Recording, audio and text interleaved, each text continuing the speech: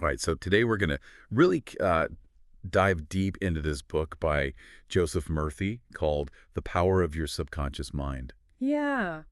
It's a book that's been around for a long time, Yeah. and people have been talking about it forever. But, Right. it's a deep dive for us. Absolutely. And there's a lot of fascinating concepts in here, some of which we might be a little bit skeptical about. Yeah. But, I think it's always good to kind of keep an open mind Absolutely. when approaching these kinds of things. Of course. So, Well, and what's yeah. what's interesting about this one is that it really does approach it from a very practical standpoint as well. Okay.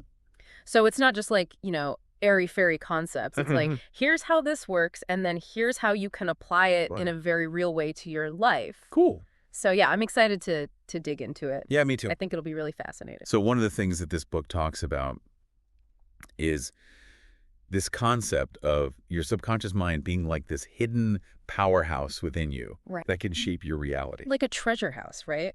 Yeah, I mean, it's like, That's how he describes it. yeah, it's like we all have this like secret superpower that we Yes. don't even know about or don't know how to access. Exactly. Right. And it's not just some new agey concept. He backs it up with all sorts of examples and stories. And I think that's what makes it so compelling. Yeah, like this story about the opera singer Caruso. Right. Oh, yeah, that's a great one. Who like totally froze up on stage, Yeah. had terrible stage fright, He's like this physical manifestation of fear. Yeah, like his throat just wouldn't work. Right. He couldn't sing. He couldn't even speak. Right. It was like this paralysis. And he remembered Yeah. what his mother had told him about trusting the power within. Right. And somehow he was able to overcome it and deliver this amazing performance. Right. It's like he tapped into this reserve of strength that he didn't even know he had. So if a seasoned performer like that would do it, I mean, that's pretty... Well, remarkable, right? Yeah. And I think that's a great illustration of how we all have this potential to influence our emotions and actions by tapping into our subconscious. So the question is, how do we actually access this hidden power? Right.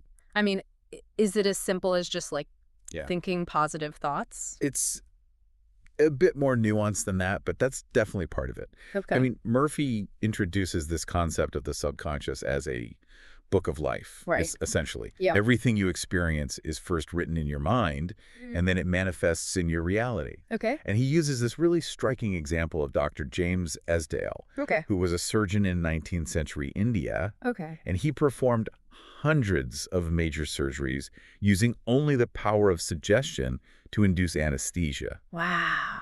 Think about that. Hypnosis.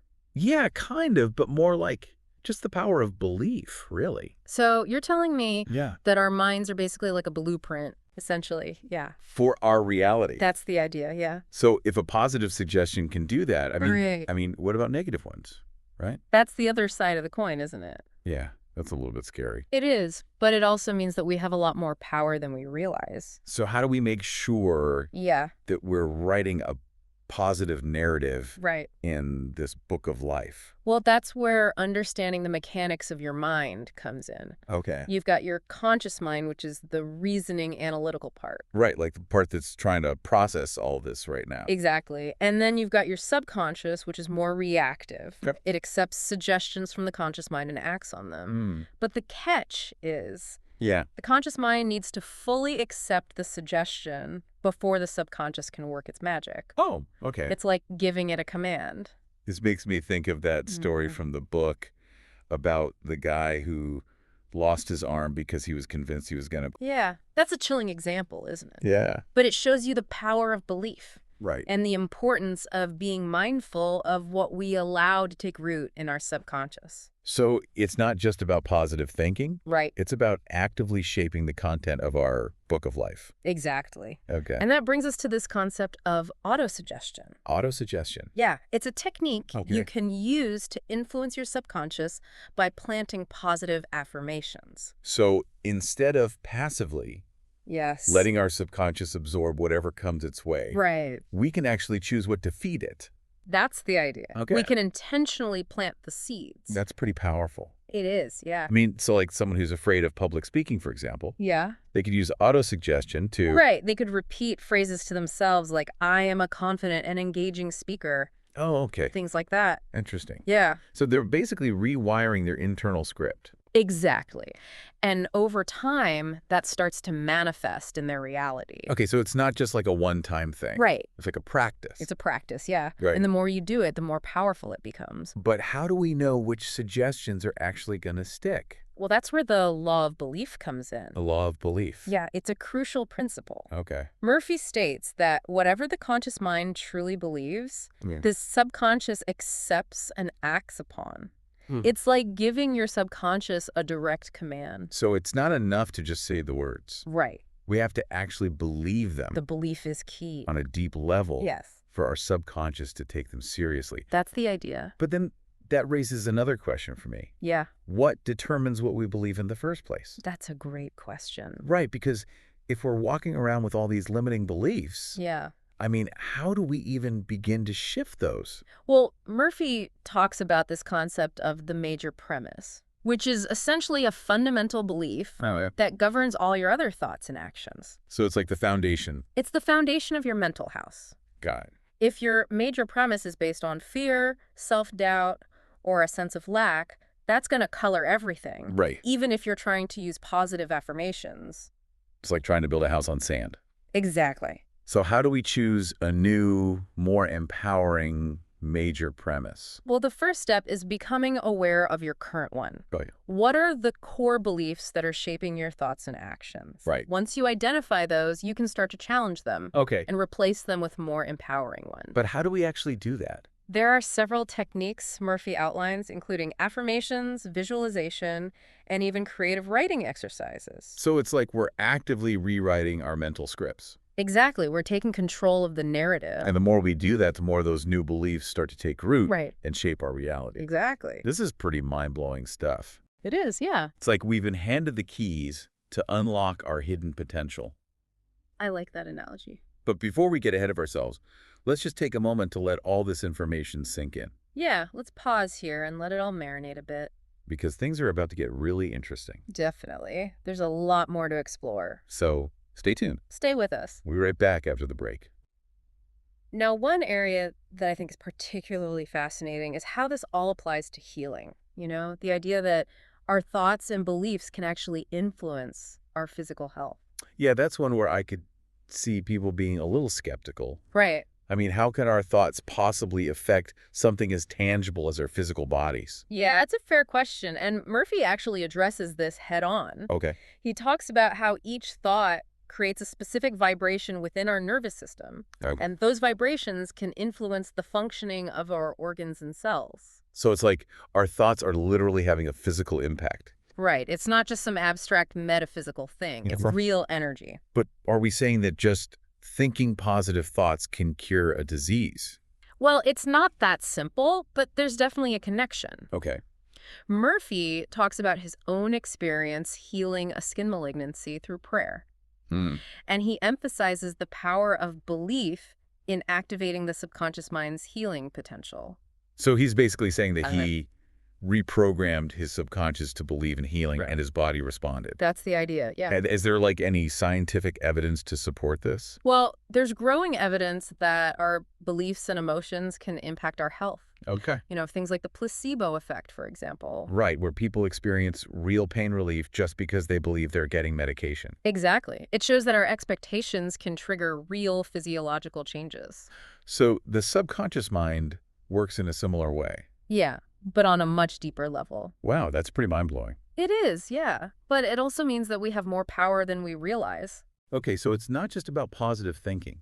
It's about really understanding how our thoughts are shaping our reality. Exactly. We need to become conscious gardeners of our own minds. I like that. Tending to the seeds of positivity. Right. And weeding out the thoughts that don't serve us. That's a great analogy. And that brings us back to the importance of guarding against negative suggestions. Right, like that story about the guy who lost his arm. Exactly. It shows how susceptible we are to suggestions. Especially those coming from trusted sources. Yeah, we need to be mindful of who and what we allow to influence our thinking. So it's not just about what we're reading or watching. Right. It's also about that inner voice. That inner critic. The one that's constantly chattering away in our heads. Exactly. And that's where autosuggestion can be so powerful. Right, by intentionally feeding our minds positive affirmation. Exactly. We can replace those old tapes Oh, with wow. new recordings That's a great image. filled with empowering messages. So instead of letting those negative thoughts run on repeat, Right. we can choose to play a different tune. Absolutely. But how do we make those affirmations actually stick? Well, repetition is key, but also emotion and vivid imagery. Okay. The more you can engage your senses, Okay. the more powerful the affirmation becomes. So it's like creating a mental movie. Exactly. And Murphy shares this great story Okay. about a woman who used mental movies to visualize a positive outcome in a legal battle. Okay. And it actually happened just as she had imagined. Wow, that's incredible. It really highlights the power of visualization. So if we can use it for that, Yeah. can we also use it to manifest things like wealth or love? Well, Murphy delves into that concept quite a bit. Okay. And he suggests that the subconscious mind is constantly working to bring about whatever we impress upon it. So if we want to manifest something, Yeah. we need to align our thoughts and beliefs with that desire. That's a crucial point. And it's not just wishful thinking. No, it's about truly believing that it's possible. Okay, so it's about creating that inner knowing. Exactly. And cultivating the feeling of the wish fulfilled. Okay, I've heard that phrase before. Yeah, it's about embodying the emotions, the sensations. So it's like we're living as if it's already happened. Exactly. And feeling the joy of it. But we also have to surrender to the timing of the universe. Right. It's not about dictating how things should unfold. Okay. It's about trusting that the universe knows the best way. So where does action come into play?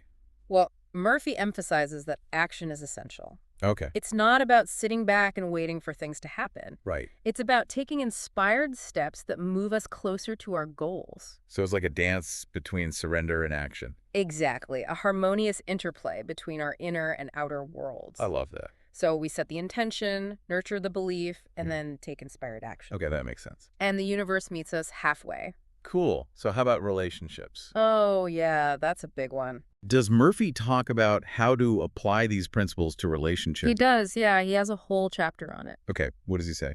Well, he emphasizes the importance of self-love. Okay. He says that when we truly love and appreciate ourselves, we become magnets for love and respect from others. Like attracts like, right? Exactly. We radiate a certain energy. And that attracts people on a similar wavelength. Precisely.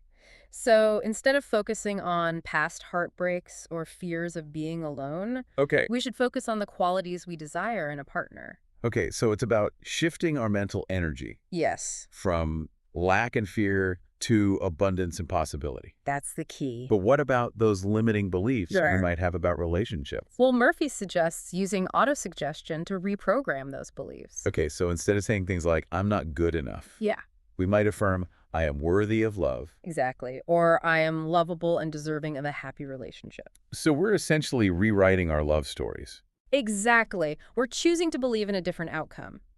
But he also talks about forgiveness. He does, yeah. He dedicates a whole section to it. Okay, how does forgiveness tie into the power of the subconscious? Well, he suggests that forgiveness is not about condoning someone else's actions. Okay. It's about releasing ourselves from the grip of resentment and anger.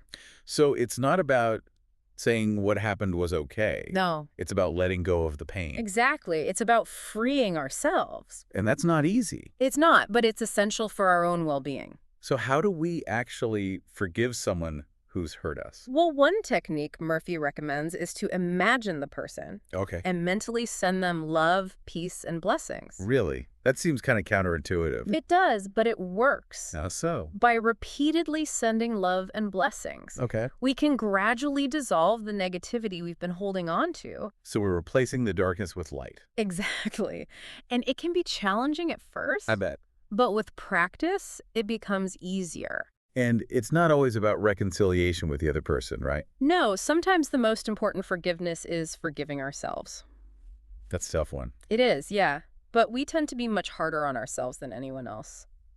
So how do we forgive ourselves? Well, Murphy suggests using affirmations. Okay. Things like, I now forgive myself for any past mistakes.